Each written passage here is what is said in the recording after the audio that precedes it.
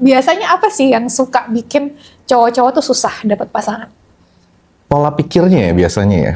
Dan dia merasa dia adalah under banget dari wanita yang diinginkan dia gitu loh. Sedangkan laki-laki yang bucin itu wanitanya aja yang ada di kepalanya dia gitu. Dan itu cenderung ngebosenin gitu. Kalau dari Kak Satria nih, dari semua tipe-tipe klien yang pernah dihadapin, ada nggak klien sampai bikin trauma gitu?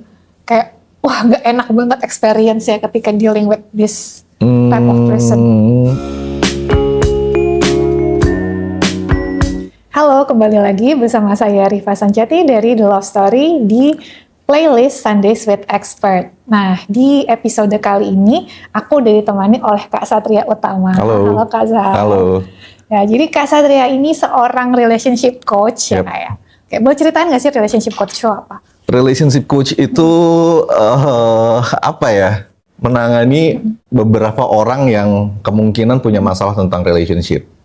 Entah relationship sama dirinya sendiri, itu pertama ya biasanya ya gitu. Dan itu penting juga sebenarnya. Penting banget, penting banget. Jadi mostly orang-orang yang punya masalah relationship sama pasangan atau sama lingkungan sekitar itu biasanya pertamanya dia pasti bermasalah sama dirinya sendiri. Yes, itu. Dan relationship coach itu ngebantu mereka untuk memperbaiki hubungan dengan diri sendiri dan pasangan.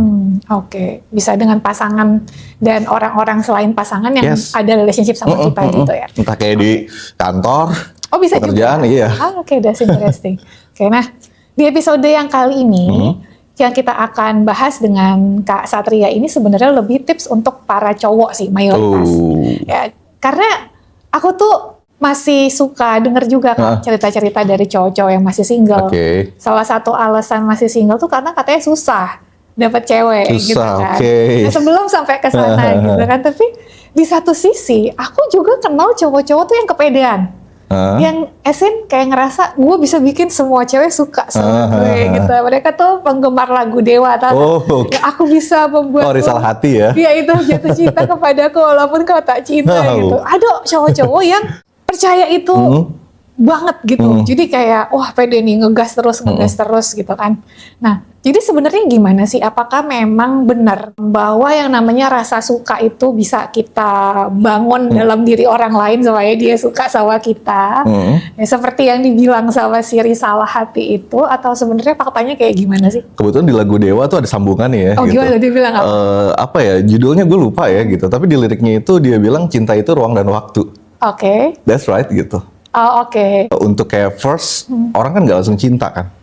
Dia suka dulu, interest dulu. Ada stage-nya. Iya, ada stage-nya masing-masing gitu loh. Untuk sampai level cinta, itu menurut aku agak lama ya.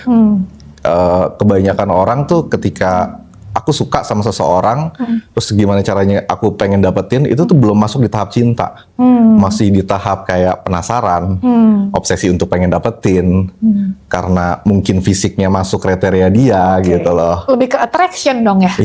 Iya benar-benar. Belum masuk ke ranah love. Nah, tapi kalau kayak gitu ya Kak, kita ngomongin masalah cowok-cowok yang susah dapat pasangan ini gitu. Kalau Kak Satria kan juga dulunya pernah jadi love coach juga ya kalau nggak salah. Dating coach. Dating coach ya. Nah, berarti kalau itu punya banyak klien cowok dong, ya kan? Biasanya apa sih yang suka bikin cowok-cowok tuh susah dapat pasangan? Pola pikirnya ya biasanya ya. Dan dia merasa dia adalah under banget dari wanita yang diinginkan dia gitu loh. Dalam hal apa aja undernya? Mostly misalnya gini nih, kita tuh sering lihat atau dapat suguhan tontonan yang menggambarkan wanita cantik harus dengan laki-laki yang ganteng. Nah, laki-laki itu kadang percaya sama itu gitu. Jadi dia merasa aku nggak ganteng deh, aku juga nggak terlalu rich. Jadi gimana ya aku untuk dapetin ya gitu. Dan kebanyakan laki-laki itu jarang banget untuk bisa berkomunikasi sama perempuan. Karena memang pun dari kecil laki-laki itu dididik tuh kayak ya udah laki main sama laki. Kalau misalnya dia main sama perempuan atau ngobrol sama perempuan, biasanya teman-temannya tuh kayak ngebully dia, tau gak sih gitu kayak gitu. Nah, alhasil laki-laki tuh bingung gitu cara untuk bicara sama perempuan tuh seperti apa. Apalagi perempuan tuh sering banget ngasih statement, aku pengen banget dapet pasangan yang kalau ngomong nyambung. Sedangkan laki-laki itu bingung nyambungnya itu seperti apa gitu. Definisi nyambung tuh apa gitu. Terlalu logis banget. 1 tambah 1 2 ya udah gitu. Dia berusaha kayak mendefinisikan sesuatu yang sebenarnya emang abstrak gitu ya. Abstrak menurut dia gitu, abstrak menurut dia. Iya. Karena tidak terbiasa di ranah-ranah emosional gitu loh. Jadi gimana caranya untuk mentransfer feelingnya dia, untuk mengungkapkan feelingnya dia, agak-agak kesulitan gitu loh. Agak lemah yang laki-laki itu. Biasanya di situ. Oke. Nah terus kalau kita ngomongin masalah solusinya, ya biasanya solusi apa yang Kak Satria kasih ke mereka? Pertama gini ya, solusinya itu pasti beda-beda. Orang-orang yang datang untuk konsultasi, untuk coaching dan lain-lain ketika itu ya, mereka tuh punya bawa luka-luka dan trauma sendiri dan pemikiran-pemikiran sendiri. Itu dulu yang diberesin. Itu dulu yang kalau misalnya agak belok dilurusin dulu, dikasih pemahaman. Apa nih maksudnya? Ya seperti itu tadi, perempuan itu suka sama laki-laki yang ganteng. Itu udah kepatri sama jadi dia. Jadi persepsinya dia tuh udah salah gitu. Oke. Sedangkan aku nggak ganteng, terus aku harus kayak gimana nih gitu. Pernah lihat iklan Axe zaman dulu? Oh yang itu. Kalau dia pakai terus cewek-cewek langsung dateng gitu kan. Itu sampai sempet ya, aku pernah lihat informasinya gitu ya. Itu sampai ada orang India itu percaya banget. Dan dia tuh beli sebanyak itu dan akhirnya kecewa dan akhirnya nuntut. Karena nggak ada efeknya. Nggak ada efeknya gitu. Padahal kan bisa dibilang ketertarikan itu tuh bisa ada ketika komunikasinya good. Dan ngebawa dirinya seorang laki-laki itu seperti apa gitu. Itu penting banget. Oke. Jadi digali dulu traumanya apa gitu. Traumanya apa. Kadang dulu aku tuh menghindari banget seminarnya ketika itu ya gitu. Karena pernah bikin satu seminar ada 100 orang. Terus aku berpikir kayaknya nggak worth it banget gitu loh. Ada 100 orang berarti punya 100 luka nih orang-orangnya dengan yang berbeda-beda. Satu sisi yang di pojok sana pengennya balikan lagi sama mantannya mungkin. Atau yang sebelah sana gue belum pernah punya pasangan sama sekali. Jadi bener-bener nol banget. Terus dikasih satu teori yang sama. Kayaknya nggak gitu deh gitu. Jadi aku lebih memutusin untuk ya udah private aja deh gitu. Oh gitu. Yes, karena solusinya pasti beda-beda. Solusinya pasti beda-beda. Nah, terus kalau misalkan Kak Satria bisa bagi 100 orang menjadi kayak beberapa kelompok aja, itu biasanya pengelompokannya gimana? Dan apa solusi yang biasanya kamu kasih buat mereka untuk masing-masing kelompok? Ada yang gini ya, low, middle, high ya gitu. Biasa lah itu. Pasti di 3 ya gitu. Pertama yang benar-benar memang orang-orang yang nggak ada pengalaman sama sekali tentang wanita gitu, gimana cara kenalan sama wanita, bicara sama wanita itu nol banget. Dan aku banyak banget nemuin waktu itu banyak banget anak kuliah ya, anak-anak IT. Kenapa tuh anak-anak IT? Sulit berkomunikasi kali ya, secara langsung sama woman gitu. Mereka tuh takut direct sama woman karena sebenarnya kayak takut di reject.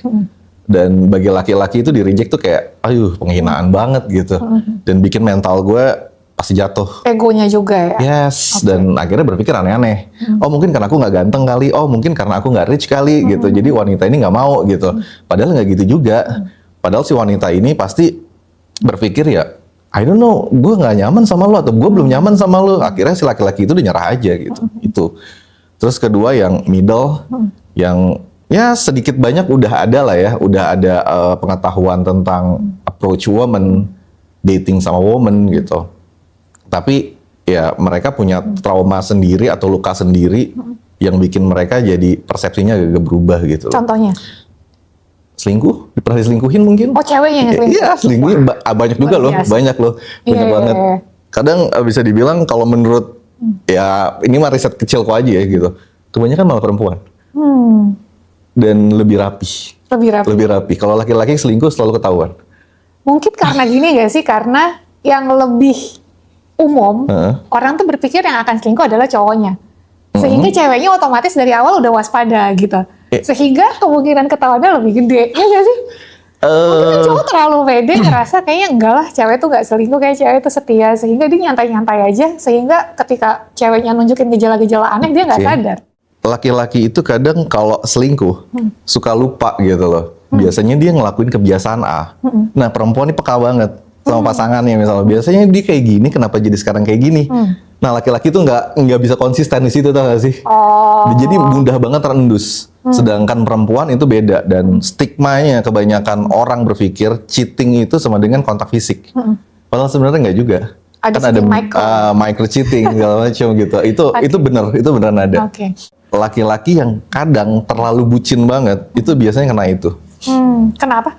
Perselingkuhan. Oh, diselingkuhin sama Yes. pacarnya? Why? Karena daya tariknya kayak hilang loh gak sih gitu. Oh, I see. Sedangkan perempuan kan butuh yang, gue suka laki-laki juga yang manly lah ya, yang nggak selalu apa-apa ke gue terus gitu, yang punya kehidupan sosialnya juga ya better, dia fokus sama kerjaannya.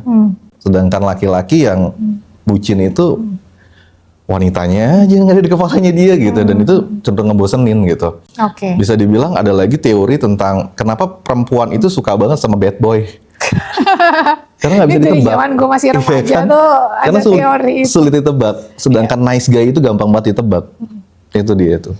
Nah, middle tuh biasanya permasalahannya itu. Masalahannya di situ. Oke, terus yang paling tinggi? Yang paling tinggi biasanya mungkin dari keluarga, faktor keluarga yang dia mudah dapetin pasangan. Tapi untuk dibawa ke keluarganya atau dibawa ke kehidupan jangka panjangnya kayaknya banyak pertentangan. Dari internalnya? Dari atau internal dia sendiri dan dari pihak keluarganya. Wah, itu yang mungkin agak-agak sedikit berat ya permasalahannya dibanding sama dua yang bawah itu. Oke. Nah, sekarang untuk masing-masing kategori ini, now we know the problems. Biasanya solutionnya apa? Kayak tips apa nih yang Kak Satria kasih buat 3 kelompok ini secara umum aja? Umum sih aku sering nanya ini, purpose. Tujuan lo kemana sih gitu? Tujuan hidup lo apa sih gitu? Karena banyak laki-laki yang approach woman, dia pengen married, dia pengen punya hubungan, tapi dia nggak tahu hidupnya ini mau dibawa kemana sama dia gitu loh. Alhasil ketika dia dapat pasangan, banyak kebingungan dan kerancuan.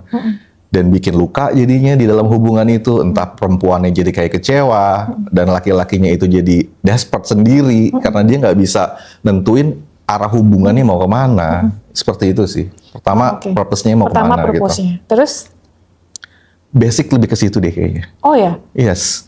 Karena gini ya, orang yang punya purpose berarti dia tuh sudah sedikit mengenal dirinya sendiri. Dan setidaknya dia tahu gimana caranya jadi pemimpin buat dirinya sendiri. Itu. And what's going to change after they know the purpose? Apa yang bakalan berubah setelah si cowok ini tahu, oke, purpose gue nih mau ke sini. Dia lebih, atau contoh purpose-nya dulu deh. Contoh purpose gimana maksudnya? Contoh purpose yang kayak yang dimiliki oleh cowok-cowok yang udah knows what they're doing tuh kayak apa sih? Kayak apakah purpose-nya dia pengen jadi kepala rumah tangga atau lebih kepada cita-citanya dia dalam karir atau gimana? Dia pengen jadi husband yang good. Dia pengen jadi man atau laki-laki yang baik untuk dirinya sendiri dan next buat pasangan dan keluarganya. Lebih ke situ sih sebenarnya. Oh itu. Oke. Kan banyak juga yang ya udah gue pengen banget punya pasangan, ya udah cuma pacaran-pacaran biasa, habis itu putus, terus berulang gitu loh. Ya alhasil akan jadi sulit banget gitu loh untuk dapat better life gitu. Ya karena dianya sendiri pun men-setting itu. Nggak ada tujuan yang pasti, dia mau kemana, dan otomatis nggak akan ada orang yang mau sama dia gitu loh, bareng berjalan bersama gitu loh, itu sih. Oh oke. Jadi ketika dia sudah tahu purpose-nya itu apa, akan lebih mudah untuk dia mendekati orang yang dia suka gitu. Hidupnya mau kemana sih? Hidupnya mau ngapain sih gitu? Ada gambaran tentang kayak why bad boy itu diminatin ya gitu. Kayak mereka tuh perempuan-perempuan brief itu berpikir kadang bad boy itu like rockstar tau gak sih? Yang dia punya passionnya dia di situ. Gue suka musik, gue suka kehidupan gue. Otomatis si perempuan itu pun akan terinfluence tau gak sih? Untuk lebih punya sesuatu hal yang dikejar, dipertahankan sama dia. Sedangkan laki-laki yang katanya nice guy itu, mereka lemah di situ gitu. Kalau tujuannya adalah wanitanya, terus kalau wanitanya itu trouble, terus dihancur dong gitu. Itu nggak bisa jadi hero loh. Jadi cowok-cowok yang masih kayak lack of purpose ini, jadi nggak kelihatan menarik juga gitu. Bener. Oh iya bener sih itu. Dari gesturnya aja itu kelihatan loh. Kelihatan nih bener-bener dari gesturnya, cara ngomongnya, intonasinya, bahkan volume suara gitu ya. Ada orang yang kalau ngomong pelan. Iya rendah, bukan soft spoken ya, bukan gitu. Beda. Memang bener-bener volumenya tuh pelan. Jadi ibaratnya volume di HP tuh yang paling bawah gitu. apa gitu kan lama-lama nggak seru ya ngobrol ya kalau kayak gitu, dan itu ternyata memang ada hubungannya sama confidence level orang sih. Aku boleh nanya nggak? Boleh. Oke, pandangan kamu sebagai perempuan, jadi kamu nggak apa-apa, kamu ilfeel. Iya. sama laki-laki yang seperti apa sih gitu? Aku, aduh banyak lagi. Tiga deh. Top 3. Tapi yang inti banget. Satu, minder. Oh. Minder, karena minder itu I learned it the hard way. Kalau cowok itu terlalu minder, garis bawahi terlalunya, itu akan hurting aku juga. Itu suatu saat akan nyakitin aku juga. Jadi dia, ketika dia minder, dia akan mengucapkan hal-hal yang menyakitkan untuk melindungi keminderannya dia gitu. Ya kan, contoh nih supaya lebih gampang dipahami. Misalnya, kan secara karir aku alhamdulillah pas masih jadi karyawan sih ya. Sekarang pengusaha masih pengusaha merintis lah gitu. Tapi pas jadi karyawan kan karir aku cepet Kak. Nah, itu tuh bisa bikin cowok yang dekat sama aku tuh minder. Dan mindernya jadi apa? Misalkan aku beli barang yang mahal, gitu kan. Nanti jadi sensitif. Oh, apa segitunya? Jadi sensitif, jadi sampai segitunya. Atau misalkan, aku nggak setuju nih sama pendapat dia. Kan yang namanya diskusi wajar ya. Ada diskusi nggak setuju gitu kan. Aku pun menyampaikan ketidaksetujuannya udah dengan cara yang sangat sopan gitu. Tapi nanti dia mikirnya gini, mentang-mentang lebih sukses. I see. Masih mending kalau ngomongnya mentang-mentang lebih sukses. Kadang-kadang nyindirnya halus gitu. Ke hal-hal yang lain nanti aku salah dikit, kayak dibesar-besarin, kayak pengen nunjukin, lu juga nggak perfect kok ya. Emang gue nggak pernah bilang gue perfect sih gitu kan. Tapi ya itu, ketika dia minder, dia tuh jadi attacking others untuk protect his dignity gitu, untuk melindungi egonya dia. Gitu. Itu yang pertama, minder ya. Tadi kan 3 ya. Yang kedua, I'm very to say this, bodoh. Nggak smart ya, nggak smart. Iya, nggak mesti sepinter Einstein atau apa, tapi menurut aku kita sebagai human beings ada basic life skills, basic knowledge yang kita tuh harus punya, gitu. Ya, jadi kadang kalau ngelihat cowok yang bukan berarti IPK-nya harus yang paling tinggi, gajinya harus ratusan juta atau bisnisnya omsetnya miliaran, enggak, aku juga I'm not even that rich gitu.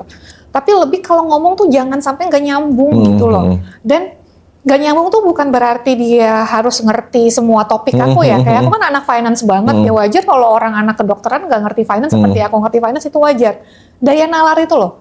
Jadi daya nalar, maksud aku nggak nyambung tuh di situ. Jadi kalau aku ngejelasin sesuatu tuh ngomong sama dia kayak mesti ngomong sama anak SD yang disederhanakan banget gitu, yang detail banget sampai orang yang ngerti. Kalau buat aku itu nggak menarik sih, karena itu ngingetin aku sama kerja.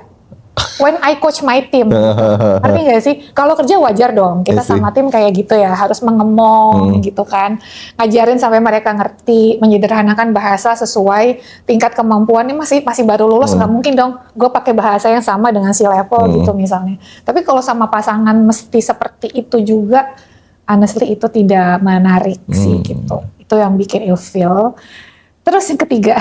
Ketiga apa tuh? Tapi kamu jangan tersinggung ya? Enggak, nggak apa-apa. Ngerokok. Oh, ngerokok.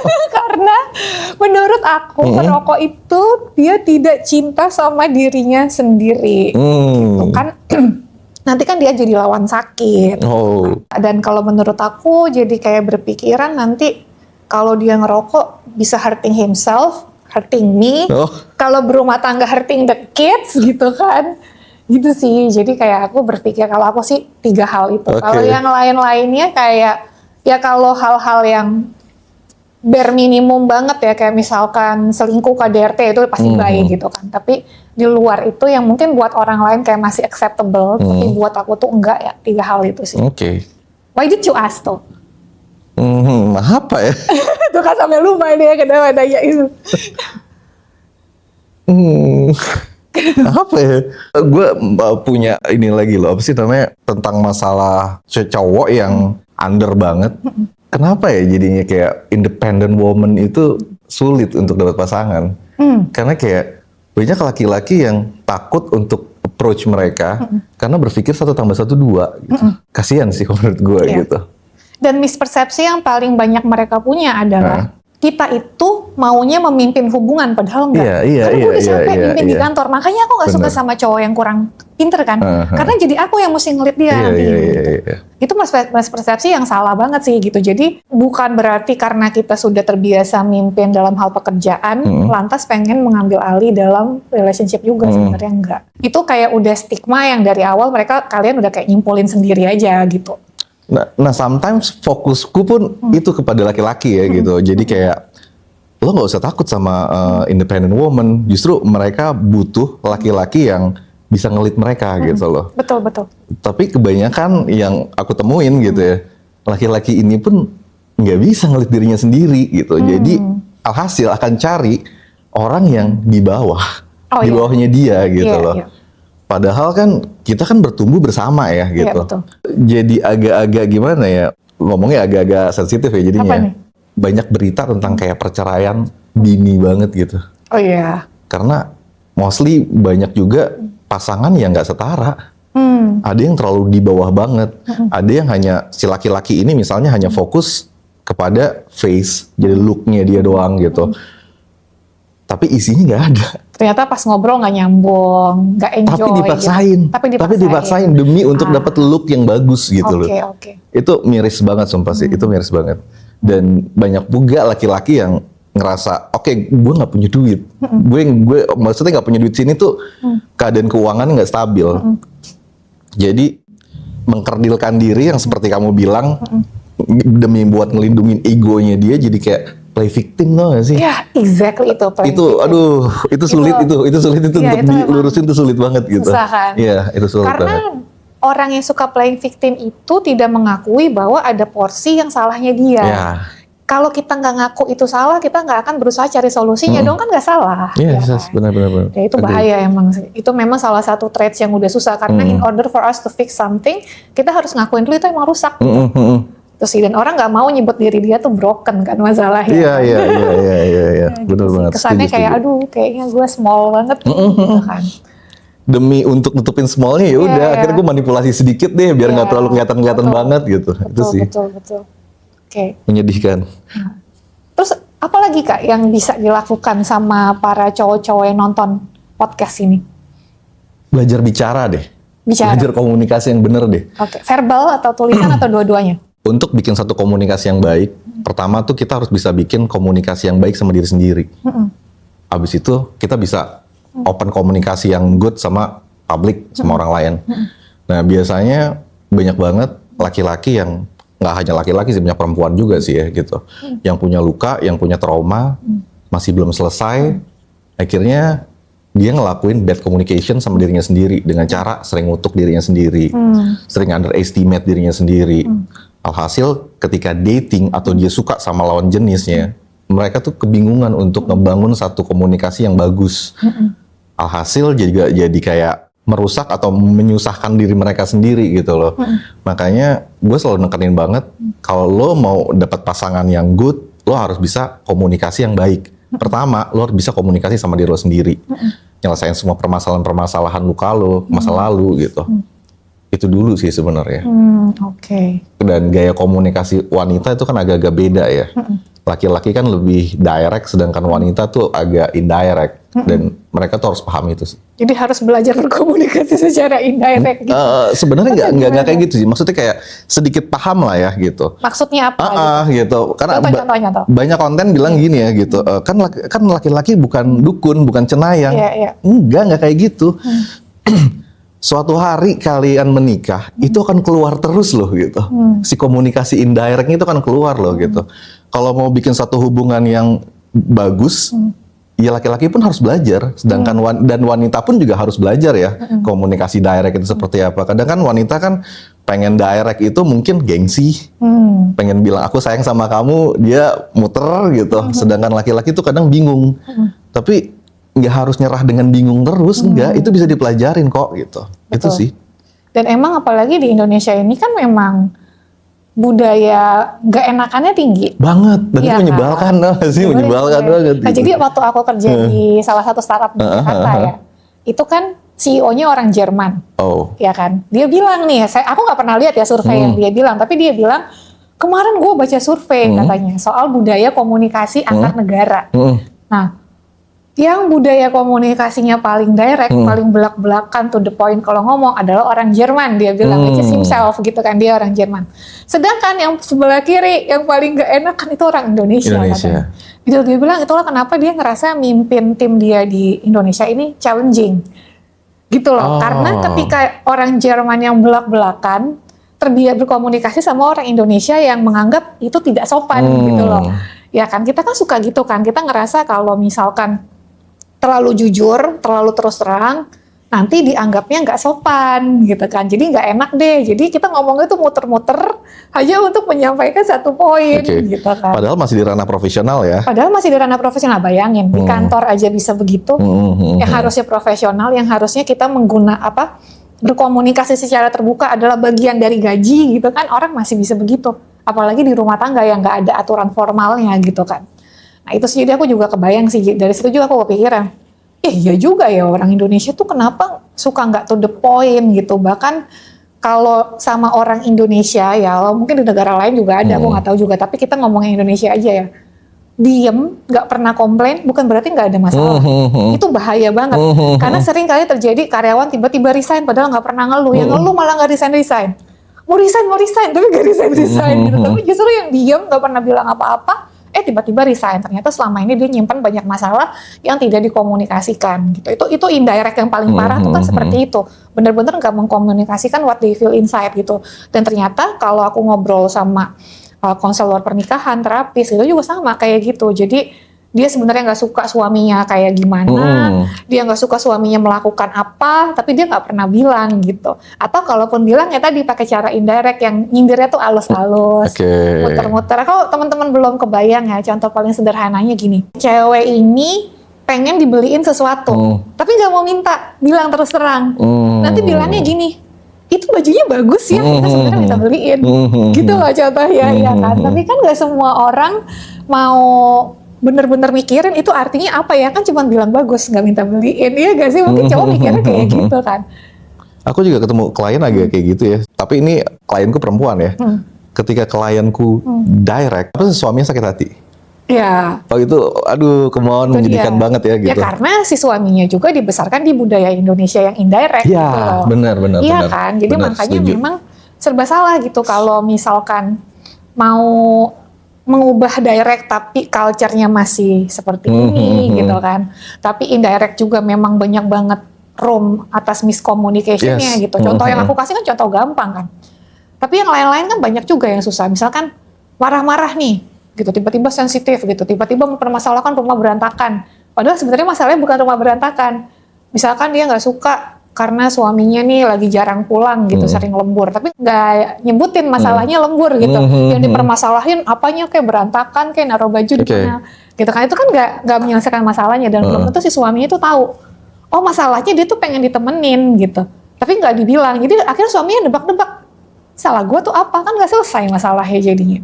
Karena di Indo juga ya, kebanyakan kita dari kecil tuh jarang diajak diskusi. Nah itu juga. Jadi kalau diajak diskusi tuh kayak apa ya, diajak berantem atau dikritik dah. Betul. Itu dia. Betul. Jadi kayak direct aja terkesan di telinga itu terdengar kayak intonasi yang tinggi. Betul. Persepsinya tuh seperti itu gitu loh. Padahal kan sebenarnya enggak gitu. Betul.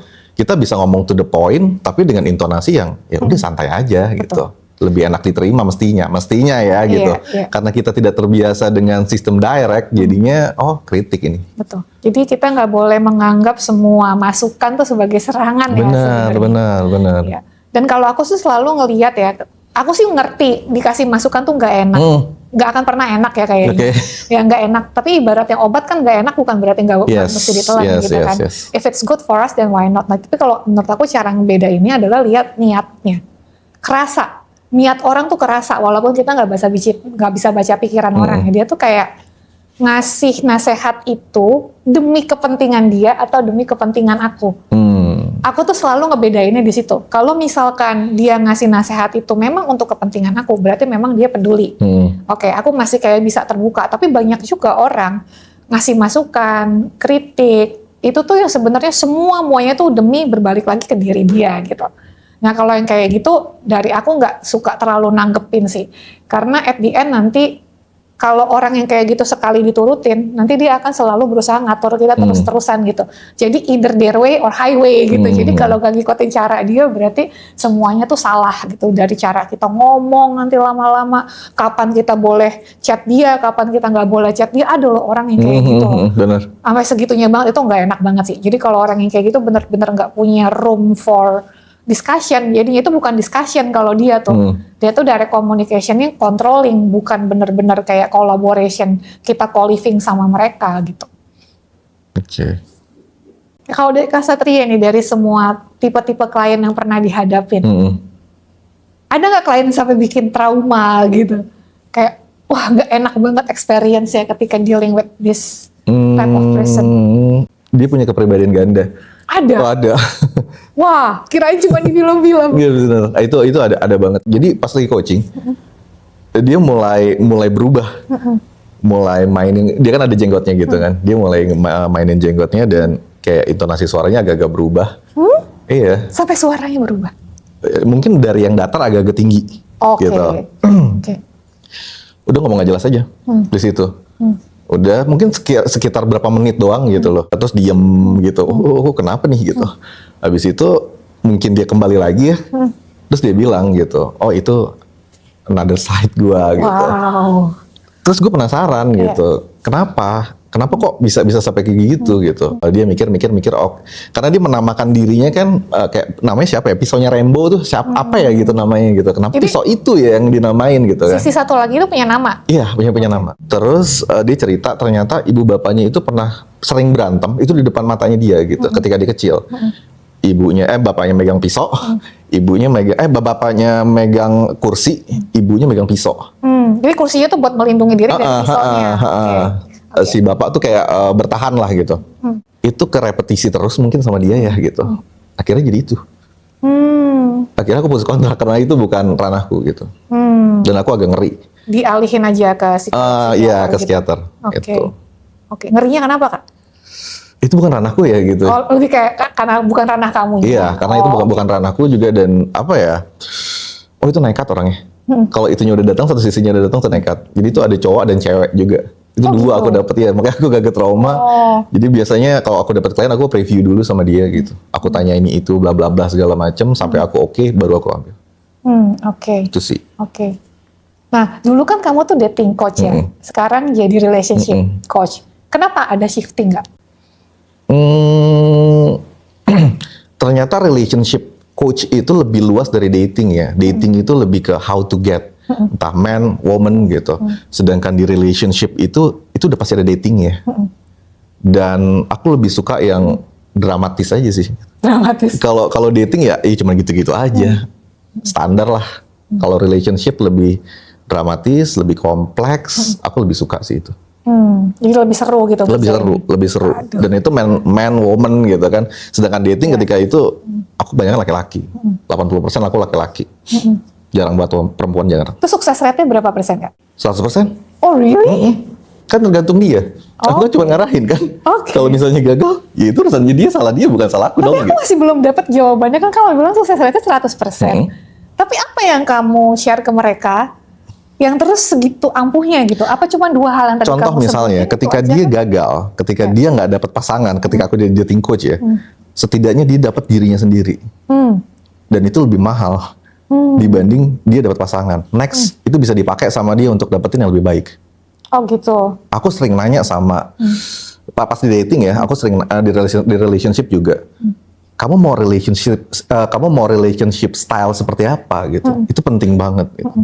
Ada yang cuman kayak casual doang, nggak mau yang long term, ada gitu. Ya udah, setting aja seperti itu. Jangan sampai ketika mentalnya memang belum kuat untuk menikah, dipaksain sama dia gara-gara takut kehilangan nggak sih? Ya alhasil juga nggak lama usianya, usia hubungannya pun nggak lama, dan akan bikin trauma-trauma baru, luka-luka baru. Dan aku nggak rekomen banget untuk kayak misalnya punya 10 mantan pacar, berarti sama dengan kamu punya 10 luka. Oh iya juga sih. Kan? Dan 10 trauma yang tanpa disadarin mungkin gitu, itu sih. Oke. Nah terus misalkan dari, tadi kan kamu bilang sukses rate-nya 100%. 100% untuk dirinya dia sendiri ya sebenarnya. Oke lah. Nah, untuk diri dia sendiri. Kalau untuk dapat pasangannya? Gini loh, banyak orang pengen punya pasangan tapi mereka nggak punya dirinya sendiri loh. Mereka empty, kosong. Mereka nggak ngerti untuk men-serve diri mereka seperti apa, mahamin diri mereka seperti apa. Dengan mereka kayak coaching seperti itu, eksperimen, entah dapat apa enggak, di situ mereka dapat experience yang mereka bisa pelajarin. Oh ternyata diriku seperti ini ya gitu. Itu. Kayak waktu itu aku pernah ngobrol ya sama kamu ya, kalau nggak salah aku lupa ya. Iya. Terus aku bilang gini, hubungan itu akan baik kalau punya wisdom. Wisdom itu kan dilatih. Kalau nggak dilatih susah. Itu cuma baca doang misalnya, atau kita nonton konten doang, terus habis itu kita wise gitu. No gitu. Itu harus dilatih terus. Dan harus dipelajarin. Sampai akhirnya ya kita punya wisdom versi kita sendiri gitu. Dan aku pengen setiap klien-klienku mereka itu punya solusi ala mereka, bukan ala aku. Oh gitu. Karena coach tidak ngasih solusi. Coach cuman mendampingi atau melatih untuk mendapatkan sesuatu yang dia butuhkan, terutama di dalam dirinya sendiri ya, bukan untuk di eksternal. Oke. Gitu. Tapi mungkin nggak terjadi ya, gara-gara kamu bantu nih, kamu bantu sampai akhirnya dia bisa nemukan solusinya. Lalu solusi itu dia pakai untuk hal-hal yang buruk gitu. Kemungkinan ada tuh. Iya kan kayak tadi kamu bilang, ada yang maunya cuman casual relationship, ada yang long term relationship. Nah ini kan yang kemungkinan jadi masalah yang cuman casual doang nih. Khawatirnya casualnya yang tuh casual gitu kan, hari ini dideketin, malamnya terus besoknya ditinggalin gitu. Pernah nggak jadi disalahgunakan sampai kayak gitu? Oh pernah, karena dulu pas di dating coach, sebelum jadi dating coach itu aku tergabung sama komunitas ya, komunitas yang like dating coach gitu. Memang settingannya how to get a woman untuk jangka pendek aja, bukan untuk panjang. Dan tingkat keberhasilannya pun itu tinggi, susah banget itu. Tapi gue ngeliat laki-laki itu malah kayak terchallenge lah gak sih gitu. Kenapa tuh? Pengen banget ya jadi playboy ya gitu. Seru, gue ngeliatnya seru, tapi gagal semua banyak kan. Gagal apa ya? Gagal untuk jadi playboy. Oh gitu, jadi maksud kamu ada orang-orang yang cita-citanya pengen jadi playboy, iya. tapi malah gagal. Why? Karena dia sebenarnya pengen jadi playboy karena luka. Oke, jadi sebenarnya pengen revenge gitu. Iya. Dia pengen buktiin nih banyak cewek mau sama gue gitu. Yes, tapi dia jatuh sama satu perempuan kan. Ya udah akhirnya gagal kan untuk jadi playboy yang banyak wanita gitu, gagal. Itu sih. Dan itu apa ya? Sedih sumpah. Kenapa sih sampai rela untuk jadi playboy wannabe untuk bisa revenge gitu? Itu. Apakah nggak ada cara lain aja gitu ya? Yes, perbaikin kualitas diri lo kerjaan lo gitu, itu aja sih. Dan nggak banget lah untuk seperti itu gitu. Dan gue pun pernah ada di fase itu, pernah. Fase apa yang jadi playboy? Bukan. Kirain. Revenge. Oh revenge. Revenge di kotak yang menurut gue salah sebenarnya gitu. Gue mutusin seorang perempuan, abis itu gue broken heart. Itu kan lucu ya gitu. Dan gue coba untuk revenge. Lo juga yang itu doang, aneh gitu. Terus gue coba untuk revenge. Caranya? Ya gue belajar. Gue belajar. Jadi fokusnya itu gimana caranya my ex come back gitu. Oh jadi ini revenge-nya bukan pengen jadi playboy, tapi pengen dapetin si mantan balik. Pengen dapat si mantan balik gitu. Terus? Anehnya Tuhan mungkin tidak menginginkan itu ya gitu. Gue nggak pernah ketemu. Gue nggak pernah ketemu selama gue belajar teknik-teknik itu. Gue nggak pernah ketemu my ex. Dan gue ketemu lagi sama dia pas ketika waktu itu gue pengen bikin buku. Jadi gue lagi ngobrol sama penulis di satu tempat cafe gitulah, resto. Terus tahu-tahu kok ada dia gitu. Dia lagi foto pre-wedding gitu. Oh my god. Itu sih. Jadi ya udah sudah selesai lah gitu. Nah, terus kan tadi kan kamu bilang tuh ada orang yang menggunakan teknik itu untuk jadi playboy. Nah, dari kita nih Kak, sekarang geser dulu ke sudut pandang ceweknya. How do we know nih orang sebenarnya memang niatnya cuma pengen jadi playboy? Kalau kayak gitu pasti merugikan sisi ceweknya dong. Iya kan? How do we detect men like that? Yang pengen punya banyak cewek cuma buat revenge gitu. Gue rasa gini ya, gue rasa perempuan itu sebenarnya tahu. Intuisinya hebat ya gitu. Tapi gue kasih clue sedikit aja. Laki-laki yang nggak serius biasanya atau cuma mau main-main doang, ketika dia lagi PDKT atau misalnya udah dapet, langsung fokus itu ke fisik. Itu. Fisik maksudnya? You know lah gitu. Fokusnya ke sana. Karena memang tujuan utamanya untuk mendapatkan si perempuan ini ya itu gitu. Setelah dapet, I don't know. Aduh, ngomongnya bisa agak ini nggak sih? Bisa agak ekstrim nggak sih? Ya boleh, nggak apa-apa. Kayak orang make love, ketika udah ejakulasi, hasratnya udah hilang kan? Iya. Apakah pengen lagi? Enggak. Apakah pengen fokus lagi sama? Enggak. Dia akan fokus ke dunia yang lain lagi gitu loh. pas nanti ketemu yang akan lebih lagi, yang bikin hasratnya dia naik lagi, udah, yang ini udah tinggalin. Itu yang kalau fokusnya hanya ke fisik aja. Jadi makanya itu gue bilang kan tadi kan, tujuan tuh penting banget. Dan perempuan please aware sama laki-laki yang ini laki-laki punya tujuan apa enggak sih? Ada loh laki-laki yang terkesan punya tujuan, padahal enggak. Gitu. Nah itu gimana deteksinya? Misalnya contoh nih ya, tujuan gue mau nikah gitu. Tapi pas diajakin bicara tentang pernikahan, itu lemahnya bukan main gitu. Gitu. Atau itu berarti diajakin ketemu orang tua nggak mau. Iya, benar. Oke. Jadi sebenarnya mesti dilihat konsistensinya ya, antara apa yang dia ucapin dengan apa yang dia lakuin gitu. Tapi itu di underline loh, tadi yang kamu bilang loh, diajak ketemu sama orang tua, dia takut. Iya. Itu biasanya nggak serius, takut sih. Yes. Dulu itu gue banget masalahnya. Oh gitu. Dan aku punya beberapa ciri-ciri lain, bukan cuma takut. Biasanya kamu nggak ditaruh di sosial medianya dia, padahal dia aktif banget. Ya, ada orang sosial medianya isinya memang pemandangan semua dan itu pun jarang, ya udah masih masuk akal gitu kan. Tapi kalau dia kemana-mana dia ngepost gitu kan, sama teman-temannya ada, sama keluarganya ada, tapi pas sama pacaran sama kamu enggak, itu nggak niat long term karena mereka mikirnya ntar kalau putus mesti dihapus gitu, jadi mendingan nggak usah diupload gitu loh.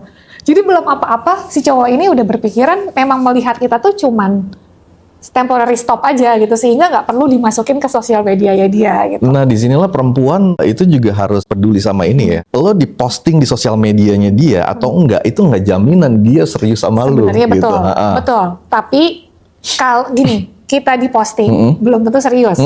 Tapi kalau kita nggak diposting, padahal dia aslinya aktif posting, itu kemungkinan besar dia nggak seriusnya lebih gede. Nah, makanya gini, menanggulanginya, jangan baper dulu nih perempuan. Itu penting banget. Kalau misalnya si perempuan ini baper, udah lakinya ini akan bermain di situ gitu. Itu aja sih. Dan di sisi lain juga perempuan-perempuan sekarang Gen Z kebanyakan ya gitu. Mereka tuh kayak haram banget tuh nggak sih kelihatan punya pacar gitu. Siapa ceweknya? Ceweknya. Oh iya. Yang ceweknya yang nggak serius. Bisa juga, karena cewek juga prinsipnya sama Kak. Kalau misalkan cewek pada umumnya, dan bukan Gen Z aja, kalau kita rasa ini belum yakin bakalan long term sama dia, nggak akan dikenalin ke teman-teman dulu. Tapi sosmed baru one thing ya, nggak akan kita taruh di sosmed dulu. Gitu. Bahkan sosmed tuh ada levelnya. Pertama kamu di story dulu, abis itu baru di feed. Hilang 24 jam. Satu sisi gini, karena aku juga bukan pengusung genre itu ya gitu. Karena dulu di dating coach, dulu banget itu kan dating coach itu banyak banget ya gitu. Jadi kalau misalnya kita posting pasangan kita atau pacar kita lah ya, ketika itu gue belum married gitu, itu akan diserang tau gak sih? Sama kompetitorku. Karena itu bentuknya masih komunitas, ini, gitu. Gue coba untuk deketin deh pasangan nih, kali aja gue dapet gitu. Itu makanya dulu itu aku hide untuk jaga privasi dia gitu loh. Pas udah menikah ya udah biasa aja gitu. Barulah posting-posting itu juga di story aja misalnya gitu. Nggak bener-bener di feed karena danger ya man untuk zaman sekarang. Ada alasan nggak posting tuh karena takut dideketin orang. Anak-anak pun juga aku nggak posting. Paling gue story kayak gitu, pasanganku gitu, itu aja sih. Lebih ke privacy aja. Nah terus tadi ya, selain masalah sosial media, walaupun ini nggak bisa disamaratakan ya, tapi ini indicators yang aku lihat. Dan bisa jadi ini berlaku buat cewek juga sih, cewek yang nggak pengen hubungan serius juga udah mulai banyak. Ya terus nggak dikenalin sama inner circle dia yang paling inner. Gitu ya. Jadi bukan orang tua ya. Orang tua tuh udah family, udah bukan sekedar inner circle lagi kan, more than that gitu. Jadi misalkan sahabat dia yang kenalnya udah dari lama, atau om tante yang kayak udah orang tua gitu kan, sekedar itu aja nggak mau dikenalin gitu. Itu tuh biasanya masih ada indikasi belum serius. Kenapa? Karena kalau udah keburu dikenalin, terus kan niatnya juga cuma sebentar doang gitu ya. Nah kan ditanyain, si itu mana yang kemarin dikenalin kok sekarang udah nggak ada lagi gitu. Nggak semua orang tuh mau explain gitu kan. Terus ciri yang lain juga, karena aku sering nemuin cowok yang nggak serius, jadi aku udah bisa ciri-cirinya. Ya, itu mereka itu suka apa ya, yang kayak tadi kamu bilang ya, mungkin kamu istilahnya nggak tahu purpose-nya apa. Kalau di aku ngelihatnya adalah mereka itu sebenarnya udah menyebutkan diri mereka tuh siapa, gitu kan, tapi kitanya aja yang nanti berusaha denial. Kayak contohnya gini, banyak orang cowok-cowok ya, beberapa yang bilangnya gini Kak, oh enggak, gue tuh kayak takut deh pengen nikah, belum yakin mau nikah apa enggak gitu kan. Ya soalnya trauma sama perceraian orang tua atau apa gitu. Nah kalau cewek-cewek hero syndrome-nya suka keluar. Oh ya udah ntar gue bisa healing lu nih gitu kan, supaya nanti lu mau sama gue. Padahal sebenarnya ketika cowok mulai ngomong gitu, itu sebenarnya cara nggak langsung untuk mereka bilang, gue tuh nggak mau komitmen sama lu ya, lu jangan naruh harapan tinggi gitu. Jadi itu cara indirectly untuk mereka bilang jangan berharap sama mereka, karena mereka nggak ada niat serius untuk sampai jangka panjang gitu. Itu ciri yang keberapa tadi? 3 ya. Jadi pertama nggak ada di sosmed, yang kedua orang tua, inner circle, orang tua dan inner circle gitu. Orang tua udah lapisan tertinggi lah gitu. Ya, inner circle aja deh, sekedar teman-teman dekat doang aja, nggak dikenalin. Orang-orang kantor aja nggak dikenalin gitu kan. Nah terus yang ketiga itu tadi, mereka tuh sebenarnya udah ngasih clue tipis-tipis sebagai the way indirectly untuk bilang gue nggak mau berkomitmen sama lo gitu kan. Nah terus yang keempat, dan ini rada basi ya, mereka tuh kayak pelan-pelan berusaha bikin kita nggak mau sama dia lagi. Jadi kayak supaya pelan-pelan kita yang akan mutusin duluan, gitu. Jadi bilang, iya aku kan begini, aku kan begitu, gitu. Misalnya ya, iya gue mah karirnya belum sukses misalnya, gitu kan. Atau nyebutin lah hal-hal yang seolah-olah seperti menjelek-jelekan dirinya dia sendiri. Terus ntar lama-lama kayak cari-cari masalah gitu kan, supaya kita duluan yang bilang putus sama dia. Itu kalau menurut aku, kalau udah sampai 4-4-nya nih, check the box gitu ya, itu sih kemungkinan besar emang nggak akan lama juga relationship-nya sih. Bener. Jadi nggak bisa dilihat satu doang ya, kayak combination of several things. Berantai ya. Berantai ya. Terus tadi masalah konsistensinya juga kan, antara apa yang mereka bilang, mereka lakukan atau enggak gitu. Karena orang pura-pura jadi diri sendiri nggak lama nggak sih Kak? Pura-pura, iya kan? Pura-pura jadi orang lain tuh nggak lama, ntar lama-lama juga aslinya akan kelihatan. Dan lama-lama tuh nggak nyampe yang setahun 2 tahun kok. Lu intens komunikasi sama mereka seminggu 2 minggu, sebulan 2 bulan, kalau lu pinter, kalau nggak bucin gitu ya, bisa sih ngelihat ini kayaknya kok ada pattern yang nggak sesuai, kemarin katanya gini tapi kok sekarang begini gitu. Itu sih tell sign-nya kalau buat gua. Makanya terlepas dari pekerjaan gue ya, gue sebenarnya nggak setuju sama pacaran. Nggak setuju sama pacaran? Karena palsu semua. Iya emang sih. Karena banyak ketemu sama orang-orang yang udah menikah, dulu dia nggak kayak gitu, pas pacaran kayak, oh my god. Karena gitu. Pacaran tuh kayak masa promosi ya. Yes, bener, ngasih teaser terus gitu, terus, branding ya kan. Yang di branding yang sisi bagusnya doang. Bener. Masih mending kalau sisi bagusnya beneran, ternyata palsu. Yes, dan apa ya, lebih akan banyak luka sih, bikin luka sih. Bener, makin banyak mantan, makin banyak trauma kadang-kadang. Itu ya. Itu good point sih. Itu sebenarnya kalau terlepas dari pekerjaan, aku nggak rekomen sih. Oke. Jadi apa dong solusinya? Kan banyaknya gini. Kalau kayak ala Islam. Mungkin versi Islam ta'aruf ya gitu. Padahal sebenarnya kita bisa bikin ta'aruf versi kita sendiri gitu loh.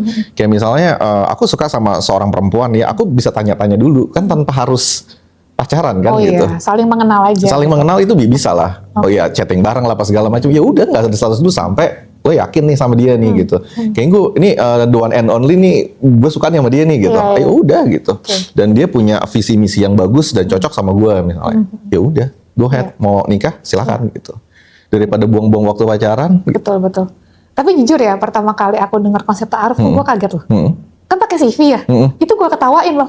Gue kira teman gue bohong. Lu bohong gak kira-kira ya, masa mau cari jodoh ngasih CV, emangnya lu mau ngelamar kerja gitu kan, tapi ternyata beneran kan. Terus pada situ pelan-pelan ya, kayak makin kesini kayak makin make sense kan, bahwa sebenarnya memang yang didiskusikan dalam proses ta'aruf tuh hal-hal yang emang penting, kayak berapa penghasilan kamu, berapa utang kamu gitu. Kalau kita ngomong sama financial planner juga disuruh nanya hal yang sama kan, kayak siapa aja tanggungan kamu main sama siapa aja gitu kan, yang dikomunikasikan dalam proses ta'aruf kan seperti itu, lingkungan terdekatnya, teman-temannya, orang tuanya, adik kakaknya, kerja di mana gitu kan. Ya kalau dipikir-pikir sebenarnya masuk akal gitu, cuman masih banyak orang yang menganggap itu nggak romantis.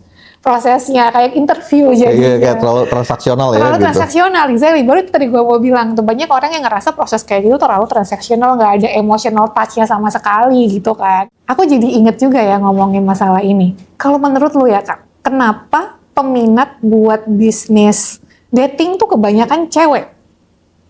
Pernah dengar nggak sih? Nah jadi ya kayak contohnya Tinder sama Bumble.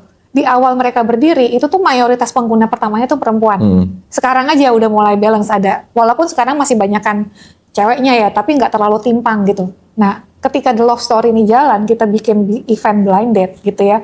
Padahal blind date lah, dinner lah, apapun acara yang kita bikin, itu tuh perbandingan rasio cewek sama cowoknya tuh bisa 1:10, bisa sejauh itu.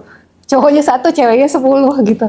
Jadi bener-bener bisa separah itu gitu kan. Jadi kalau misalkan buat tiketnya sold out, aku tuh kayak mesti yang cewek tuh bisa jadi 3 hari tiketnya habis. Tapi buat jual ke cowok, butuh 3 minggu Kak. Sampai buat ngejual volume yang sama. Jadi aku tuh mesti kayak reach out cowok kayak berkali-kali lipat lebih banyak sampai akhirnya dapat yang mau gitu kan. Dan itu aku tuh masih belum ketemu jawabannya. Karena padahal di datanya pemerintah ya, apa itu lembaga yang ngurusin status pernikahannya orang, dia tuh bikin survei, ternyata di Indonesia cowok single lebih banyak daripada cewek single sebenarnya. Walaupun secara demografis laki-laki perempuan lebih banyak ya, tapi kalau kita pecah datanya berdasarkan status pernikahan, banyakan cowok single daripada cewek single. Tapi ketika kita bikin bisnis blind dating, yang kebanyakan tertarik datang itu perempuan dibandingin laki-laki gitu ya. Kan kamu sering nih kerja bareng laki-laki, dulu kan mayoritas klien laki-laki ya. Menurut kamu kenapa ya mereka tuh nggak tertarik untuk datang ke mau itu blind dating yang one on one, mau yang sifatnya event? Malu. Malu kenapa? Nggak laku banget. Oh, kesannya datang ke acara serius gitu karena nggak laku. Malu, nggak laku. Oke. Kenapa perempuan yang banyak? Iya. Karena perempuan pengen banyak dapat pilihan. Karena di offline tuh. Iya, karena kalau cuma malu sebenarnya cewek juga ada pemikiran malunya sih. Laki-laki lebih. Lebih. Oh, oke. Kayak contohnya misalnya udah kerjaannya biasa aja, ikut gituan lagi, itu pressure-nya tinggi. Oh gitu. Iyalah. Wait. Ini di budaya kita ya. Ini di budaya kita. Itulah sebabnya di acaranya kita cowok-cowoknya tuh high end emang yang datang. Mungkin mereka pede ya, makanya mau datang ke acara ini karena ngerasa karirnya udah mapan gitu. Iya, aku kelihatan sih itu dari mobilnya, bajunya gitu kan. Oh iya, make sense sih bener-bener. Terus apa lagi? Lebih ke situ sih. Terus what should I do to convince them? Oh, sebentar. Ada satu lagi nih. Apa tuh? Laki-laki itu di kita ya gitu. Gua nggak bilang di luar, di kita aja lah ya gitu. Kurang peduli sama relationship. Oh, oke. Kayaknya nggak punya pasangan banget kalau kayak gitu ya. Itu hal-hal remeh-temeh gitu loh. Iya. Padahal sebenarnya itu penting banget. Itu egonya ya kayak gitu deh. Karena mungkin juga tidak diajarin sama orang tua ya kita ya tentang kayak nge-build relationship sama wanita itu seperti apa kalau laki-laki atau perempuan. Justru ketakutan untuk menikah itu atau kebingungan untuk mau menikah atau berhubungan itu pertama itu ditularin dari keluarga. Kayak aku sering banget denger kayak nanti kamu cari pasangan jangan kayak ayah kamu ya atau papa kamu ya gitu. Itu tertanam. Itu ketanam. Iya. Terus kita nggak pernah diajarin atau kasih spoiler tentang pernikahan, tentang hubungan. Suruhnya sekolah. Sekolah. Pas udah kerja udah ditanyain, lu kamu kapan nikah? Jadi bingung. Loh mama nggak pernah ngasih spoiler, aku nggak pernah ngajarin juga tuh gimana nyarinya gitu. Beda dengan cara mereka membesarkan anak perempuan ya, yang quite the opposite gitu. Bener. Kalau perempuan lebih kayak disiapin buat jadi istri. Yes. Dan laki-laki itu kalau di sini di kita umumnya disuruh kerja aja, nanti juga perempuan datang. Padahal sebenarnya nggak sesederhana itu. Betul. Itu tuh banyak banget tuh, gue sering denger itu tuh banyak banget. Betul. Dan emang faktanya banyak di sekitar aku cowok-cowok yang karirnya udah bagus gitu kan, tapi susah tetap dapat pasangan gitu karena kalau ditanya kenapa, gue juga nggak tahu ya kenapa gitu kan, terus ya udah mereka balik lagi kerja gitu. Entah kenapa ya pola asuh di kita banyak tuh absurd gitu loh. Dan satu lagi, ini ada satu kan jadi aku pernah menanyakan hal ini juga ke publik ya lewat thread Instagram, LinkedIn. Wah, itu komen ratusan, cowok banyak banget gitu kan. Ada satu yang masuk akal juga, masalah jam biologis. Di Indonesia taunya, bukan di Indonesia sih, kayak di dunia juga belum banyak yang tahu. Jam biologis itu yang punya cuma perempuan. Ya kan, karena kalau usianya udah di atas 35 tahun, jumlah sel telurnya sedikit, ya kan, sehingga peluang hamilnya lebih kecil gitu. Yang banyak orang nggak tahu, cowok juga punya jam biologis. Jadi ketika usianya sudah lebih matang, mungkin bukan soal pengurangan spermanya, tapi kualitasnya. Kualitasnya. Jadi kalau usianya tuh sudah senior, kemungkinan anaknya mengalami disabilitas atau punya penyakit-penyakit bawaan itu tuh lebih besar. Jadi misalkan bapaknya ini punya gen penyakit apa nih, kemungkinan diturunkan ke anaknya akan lebih besar ketika conceiving-nya, proses terjadinya anak itu ketika bapaknya udah di usia yang lebih lanjut gitu. Nah itu yang banyak orang nggak tahu sebenarnya. Selama ini kita taunya kalau anaknya penyakitan, anaknya disabilitas, yang disalahkan selalu pihak ibunya. Katanya gennya nggak bagus, padahal ternyata kalau masalah kualitas itu masalah pihak prianya. Tapi kalau masalah kuantitas sel telurnya, betul itu masalah perempuannya. Jadi sebenarnya laki-laki dan perempuan sama-sama punya jam biologis. Kalau kita mau menggunakan terms itu gitu. Walaupun menurut aku sih tetap kita nggak bisa nikah pakai patokannya jam biologis ya, karena orang PR-nya kan beda-beda ya. Kalau misalkan memang belum siap secara finansial, secara psikologis ya jangan dipaksain juga cuman gara-gara jam biologis itu tadi. Tapi ini cuman pengen meluruskan bahwa yang punya jam biologis itu bukan cuma perempuan aja.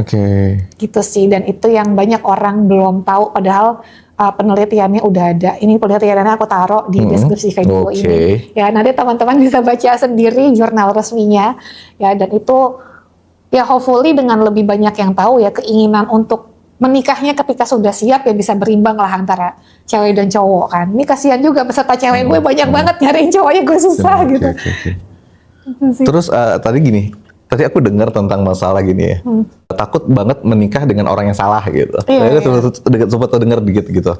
Nah itu juga kenapa aku pengen banget gitu ngasih tahu sama orang-orang yang sedang belajar untuk dapat pasangan hidup ya gitu. Tadi kita ngomongin tentang kayak ta'aruf versi gue gimana gitu, stylenya seperti apa. Ketika memang sudah merasa kayaknya gue suka nih sama orang ini nih gitu, dia juga udah suka nih udah oke lah ya gitu. Coba dites psikologi deh. Biar enggak sama orang yang salah, loh. Atau tidak dengan orang yang tidak tepat lah ya gitu. Ternyata punya ini, punya itu, permasalahan konflik bla bla bla di belakangnya yang kalau misalnya diterusin itu bakal rusak. Iya betul. Itu ya, sih. Kalaupun misalkan ada dengan sudah ketahuan kan bisa disembuhin dulu. Ya benar-benar. Ya jadi jangan buru-buru langsung ke nikah bablas. Karena kan yang banyak orang nggak tahu juga ya, walaupun aku belum nikah ya, tapi banyak yang bilang sebenarnya ketika kita nikah ya jumlah masalahnya akan bertambah juga. Benar. Gitu, jadi kan? jangan berpikir menikah itu bahagia. Enggak serius deh. Enggak bahagia men gitu. Enggak ada di situ gitu. Bahagia itu opsi lu gitu. Exist, ya. Iya, menikah sama dengan tambah masalah baru yang lu bisa approve apa enggak itu gitu. Itu dia. Nah, itu dia. Jadi kalau kita ketika single aja belum bisa ngeberesin masalah kita. Apalagi ketika nanti udah berkeluarga, jumlah masalahnya nambah gitu sih. Oke, thank you banget Kak Satria. Thank you Rifa udah diundang. Ya, semoga sharingnya bermanfaat buat teman-teman yang cowok dan juga yang cewek ya. Amin. Nah, semoga setelah ini bisa kenalan dulu ya sama diri sendiri. Sebelum berusaha mengenal lawan jenisnya. Terus buat teman-teman yang pengen ikut acaranya The Love Story, bisa gabung dulu aja dengan komunitasnya kita. Bisa lihat di link deskripsinya di video ini atau bisa juga di bio profil Instagram dan juga TikToknya The Love Story. Thank you for watching. Jangan lupa like dan jangan lupa subscribe. Bye-bye. Bye.